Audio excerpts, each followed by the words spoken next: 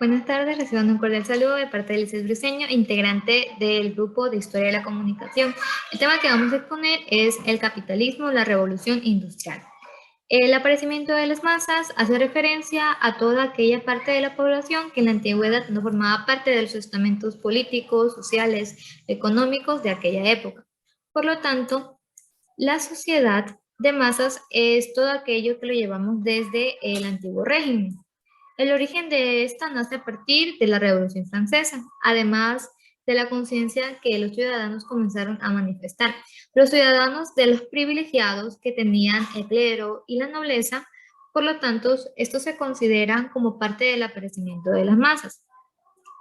Por otro lado, podemos decir que el aparecimiento de estas no es más que una sociedad de individuos unidos por la cultura industrial que manifiestan los intereses del capitalismo, y esto hace referencia evidentemente a cómo están alineados. Puede que estos decidan distorsionar parte de la información a su merced en los medios de comunicación, lo cual recae plenamente en el periodismo y la manera de decir las cosas mediante la prensa escrita, que si bien es un apoyo, también puede ser un arma de doble filo. Puede ser periodista mediante la prensa escrita, puede darnos una información verificable, unificada y transparente. En la sociedad de masas, como tal, el cambio se comenzó a experimentar y evidentemente comenzaron a ganar sin duda mucha relevancia. Se lo conoció como la aparición de masas. Tal como lo indican, la aparición de masas, estas simplemente surgieron como un nuevo sujeto social. Nuevos factores de una clase social. Aunque el concepto gana relevancia con la Revolución Francesa, este proceso de transformación que viven las sociedades se origina en el siglo XV. A medida que fueron tomando relevancia, fueron haciendo que la sociedad los establezca como un nuevo sujeto social, el cual se quedaría hasta en la actualidad, haciendo énfasis en los medios, que serían los únicos encargados de decirnos una información concreta que la que se va a manifestar para los ciudadanos de una determinada sociedad. El siguiente tema que tenemos es la urbanización. Se da en el siglo XX, luego de la Segunda Guerra Mundial, que generó un cambio en lo económico, social, cultural y político. En pleno siglo XXI se desarrolla el concepto de la urbanización sostenible, el cual proyecta generar un entorno humano que respete el medio ambiente a fin de conseguir un lugar que sea mejor para vivir. ¿Qué es el urbanismo? Es una organización u ordenación de los edificios y los espacios de una ciudad acorde a un marco normativo. Si el urbanismo se ocupa en el orden y el diseño de la ciudad junto con su entorno, también se ocupa tanto de los nuevos crecimientos como de las ciudades ya existentes y consolidadas, a fin de mantenerlas o mejorar sus infraestructuras y equipamientos. Como podemos evidenciar, el urbanismo se volvió una parte clave y fundamental para la ciudadanía. Pero esta misma logró ocasionar un gran revuelo en aquella época, tanto en el nivel económico y político, ya que se desarrolló después de la Segunda Guerra Mundial y esta tuvo muchos pesares y muchas consecuencias mismas. Gracias, le damos paso a nuestro siguiente compañero. La prensa de las masas y el sensacionalismo. Cuando la monarquía y la iglesia se debilitaron en el poder, surge el inicio del capitalismo e incluso mejoró su economía. Con el surgimiento del mismo, se dio la decadencia del feudalismo. Esto con la decadencia de la monarquía y la iglesia. Se tomó en cuenta las condiciones políticas, sociales, económicas y culturales que se desarrollaron, dando paso al nacimiento del diarismo, que nos lleva hacia el año 1702, año en el que aparece Daila Couron, el cual ella imprimía las secciones diariamente del diarismo.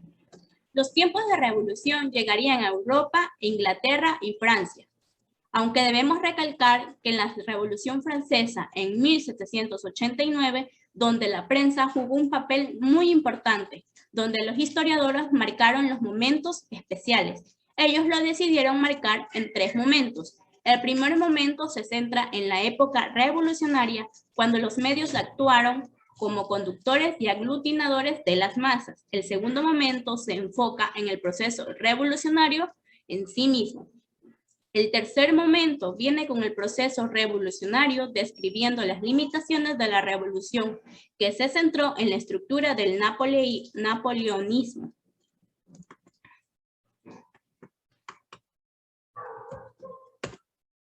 La revolución industrial, los principales impulsadores del sensacionalismo, Hearst y Pulsier. Se dio el auge del capitalismo, la capacitación de la información como una libertad. Los medios dejaron de ser un privilegio para el poder. Mejoró la tecnología y se dio la impresión del papel. Surgieron los cambios políticos, sociales y tecnológicos. El periódico era el único medio para debate de ideas partidistas. Mejoró la tecnología y permitió que el periódico tenga un mejor tiraje.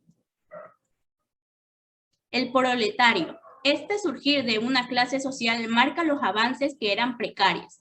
Sobre todo, no impidió el éxito en el campo en las grandes ciudades e incrementó el crecimiento en algunas de ellas e incluso se dio la orden de recibir instalación del alcantarillado, visto como desarrollo industrial. El gran avance tecnológico, el era industrial, la máquina de vapor adquirió una gran importancia.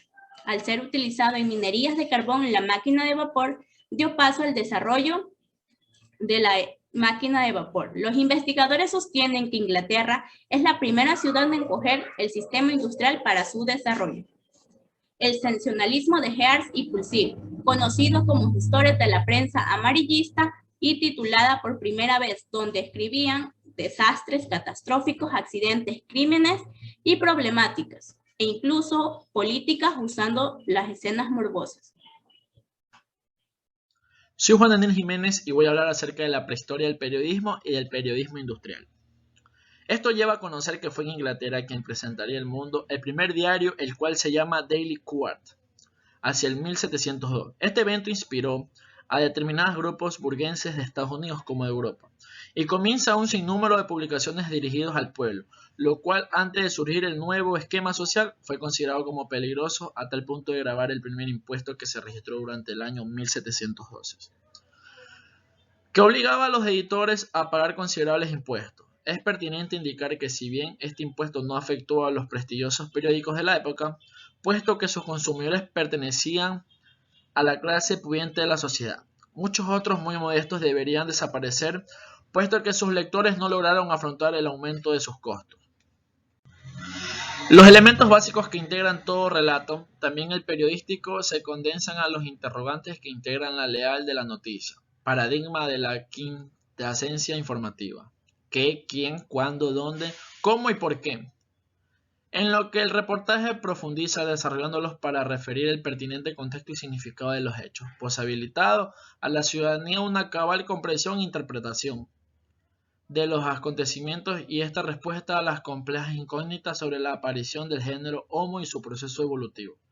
Estuvo históricamente condicionada y contaminada por sesgos y prejuicios que derivan de las incoherentes aplicaciones religiosas, científicas, éticas, deontológicas, políticas, educativas que rodean la prehistoria. Ruiz, 2009, por tanto, es inmensa la responsabilidad social y el compromiso deontológico profesional tanto de los científicos como de los reporteros. La comunicación social de la ciencia es un reto mundial del siglo XXI, al que no es ajena a la arqueológica la divulgación efectiva, rigurosa y amena de sus descubrimientos y logros de su valor como disciplina histórica y social, y de su importancia para la construcción de identidades en el mundo contemporáneo. Es relativamente reciente la discusión en torno a la relación de la arqueología y sus profesiones en la sociedad en el contexto. Gracias. Voy a hablar acerca de quién es Daily Courant. Daily Courant es conocido como el primer diario de la historia. Fue en Londres, donde un día como hoy, hace 307 años, salió a la venta en el primer ejemplar diario de este periódico que constaba de una sola página, doble columna, y en su reverso llevaba varios anuncios. En principio, su productora Elizabeth Mayer quería que el contenido de su periódico fuera todo noticia extranjera, sin comentarios propios, ya que creía que sus lectores deberían tener el suficiente sentido común para hacer reflexiones sobre sí mismos. Pero poco a poco se fue combinando en el información, instrucción y entretenimiento, e incluso fue el primer periódico en publicar una infografía antes de la aparición. Incluso fue el primer periódico en publicar una infografía antes de la apariencia. En este diario existían las gacetas, que publicaban noticias de una periodicidad regular pero no diaria, incluso en la Asociación Mundial de los Periódicos. Los objetivos del periódico. Fue buscar diferentes fuentes de financiación y formas de obtener beneficios con su venta. De ahí la aparición de los anuncios en el reverso. El final del The Daily Courier llegó en el año de 1735, cuando pasó a funcionarse en el Daily Gazette.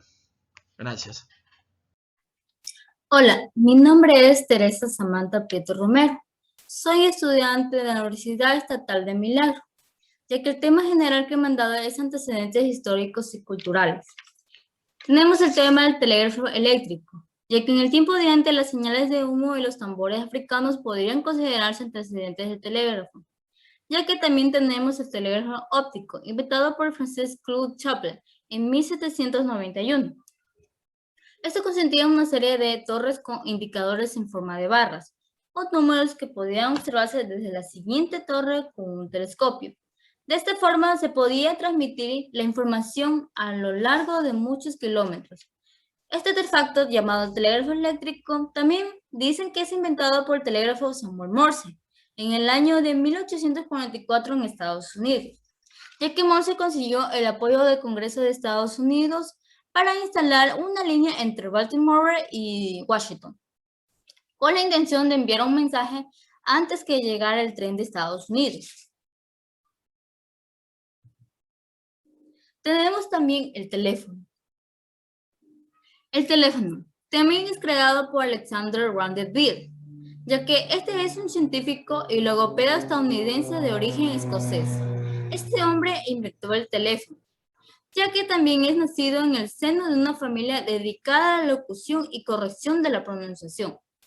Ya en el año de 1873 fue nombrado como profesor de fisiología vocal en la Universidad de Boston. Ya en esa época, con esa entusiasta colaboración del joven mecánico Thomas Watson y patrocinio de los padres, de Jorge Sanders y Mabel Hubbard, con quien acabaría casándose en el año de 1877. También, en esa época, donde existían dos estudiantes sordos que habían recibido clases de ver, que diseñaron un aparato para interconvertir el sonido en impulsos eléctricos. El invento denominado teléfono, que fue inscrito en el registro de patentes estadounidense de 1876. La segunda revolución industrial, ya que a manera de síntesis podemos recalcar que este proceso de género se generó en la segunda y mitad del siglo XIX, ya que el momento culmen para el impulso de la ciencia, ya que también se experimentó las nuevas fuentes de energía para el progreso económico a merced del petróleo, como el acero, electricidad y los avances de la química. Y también se desarrollaron los transportes y las comunicaciones, desde la tranvía, metro, automóvil, bicicleta y aviación.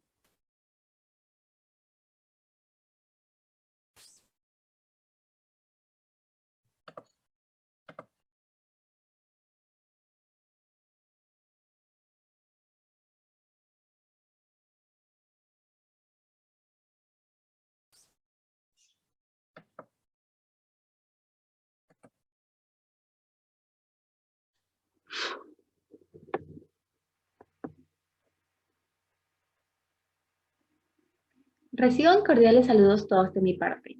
Mi nombre es Ágida Milexi Torres y estos son los temas que les voy a exponer. El cine y los hermanos Lumière. En el cine tenemos distintas épocas que marcaron para llegar a lo que es hoy. Entre las principales tenemos, en 1824, Peter Mark Vogel fue quien publicó un trabajo que indagaba cómo afectaban los objetos en movimiento, o sea, en 1852, Edward Muybridge utilizó 24 cámaras para grabar el ciclo del movimiento de un caballo. En 1890, Thomas Alva Edison, junto con su ayudante William Dixon, crearon el primer laboratorio de cine. Y en 1895, los hermanos Luis y Auguste Lumière crearon el cinematógrafo. Este cinematógrafo consistía de una cámara, una copiadora y un proyector. La radio y la TV. La radio. Aunque la invención de esta está atribuida al italiano Guillermo Marconi, no hay cómo negar que durante el tiempo en el que aún no se lo atribuía a este, hubieron muchos otros inventos los cuales fueron muy similares a la radio en diferentes partes del mundo y por diferentes personas. Como por ejemplo, en San Petersburgo, Rusia, tenemos a Alexander Stepanovich Popov. En Missouri tenemos a Nicolás Tesla. En Reino Unido, a Guillermo Marconi. Y en España, a Julio Cervera.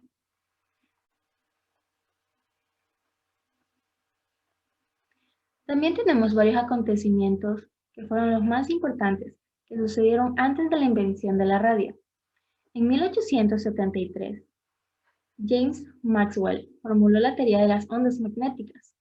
En 1888, Heinrich Hertz descubrió las ondas de radio. En 1894, Nicolás Tesla hizo su primera demostración en público de una transmisión de radio. Y casi al mismo tiempo, en 1895, el italiano Guillermo Marconi construyó el primer sistema de radio. Y no fue hasta 1901 que logró enviar señales a la otra orilla del Atlántico. La televisión es un invento que ha estado con nosotros desde mucho antes de que naciéramos. Pero para llegar a la televisión de hoy en día, tenemos varias fechas y puntos importantes en la historia que ver. Como por ejemplo, en 1928 salió a la venta el primer televisor en Estados Unidos, Reino Unido y Rusia. Este era basado en discos Technicolor del siglo XIX. En los años 40 salió un televisor de 32 pulgadas basados en tubos catódicos. A los finales de los 60 y comienzos de los 70 llegaron los televisores a color, junto con los controles remotos. En 1997 llegaron las primeras televisiones plasma y en 2009 llegaron la primera generación de los televisores LED. Crónica de una adjudicación anunciada. El programa de información de audiencia abierta. Este artículo nos habla sobre la abdicación del rey Juan Carlos I en 2014, gracias a los constantes escándalos que sufrió mientras estaba al mando de la Casa Real Española. Todos estos escándalos desencadenaron en el pueblo español la cada vez más grande pérdida de credibilidad del rey Juan Carlos I hacia sus súbditos. Entonces, 2 años se estuvo Felipe VI para que tomara el trono una vez que él abdicara. En la actualidad, desde 2014, Felipe VI está al frente de la Casa Real Española y ya está preparando a su hija mayor, Leonor, que es quien va a ser la siguiente al mando. Gracias a todos por escuchar nuestra exposición. Espero que pasen un gran día.